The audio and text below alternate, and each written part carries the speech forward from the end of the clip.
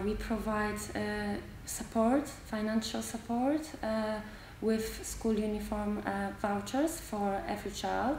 Unfortunately, the budget has been reduced this year, and we were able to provide support only for children who transferred from primary to secondary school, and it caused a lot of disappointment and obviously difficulties for families. This year particularly we've cut on it, and I had many phone calls on the beginning of the school year, parents going to say that they are not able to afford to buy a school uniform, and therefore they might not send their children to school. And in this case I advised them to go to schools and inquire about possible help, because obviously we couldn't support them. But it's a very big issue for families who may have a few children, and obviously the expense is quite high. Moreover, parents argued that children don't want to go to school when wearing an old and used uniform, because other children laughed at them or pick on them, so there is some bullying going on in there, and it's just not good for inclusion.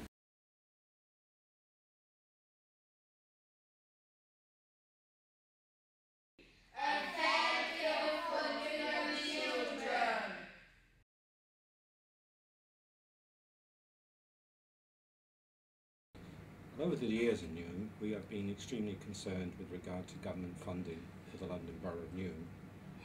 And in the mid-80s, we ran a campaign called, I forgot what it was called now, Fair Deal for Newham, which had some success in increasing the funding for Newham. And then in the early 90s, we ran a campaign called the Newham Needs Campaign. That actually demonstrated that Newham was underfunded to the tune of £48 million. And we now welcome the Child Poverty Campaign, because this is all about, at the end of the day, getting extra funding for Newham, particularly what we want is inner London status for Newham, such that the funding in schools can improve the life chances of the children of Newham. Schools would be more secure with their budget, so that they could take on additional staff to support children without the worry that it was a limited period funding and it would run out after 2 years, so people also wouldn't be on temporary contracts.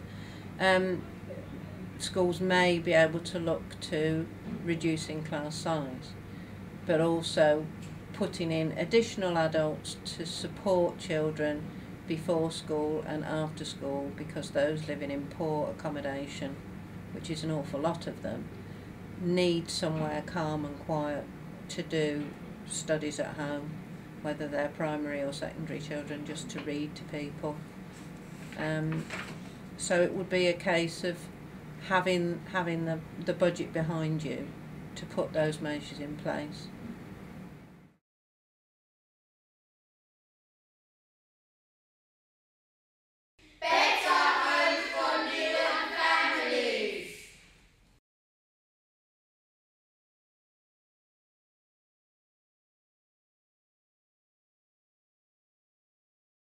Newham has a real issue at the moment with its housing stock, which means that the people that are lucky enough to be housed in Newham are often put in housing which is not suitable, either in terms of the size, so leading to a lot of problems of overcrowding, but also in terms of how dilapidated that accommodation may be. Just in terms of the effects that that kind of bad housing, dilapidated housing has on children, there has been a lot of research by Shelter and other people about how that housing affects, firstly, well-being, but actually health, in terms of illnesses such as asthma, and obviously the risk of accidents for smaller children as well are a lot higher. Safety in those houses, if you're in an area where your windows are broken. We've had a lot of children that have come to us saying they don't feel safe in their houses because the houses are not properly protected. They don't have proper doors, they don't have proper windows. So it is a huge issue.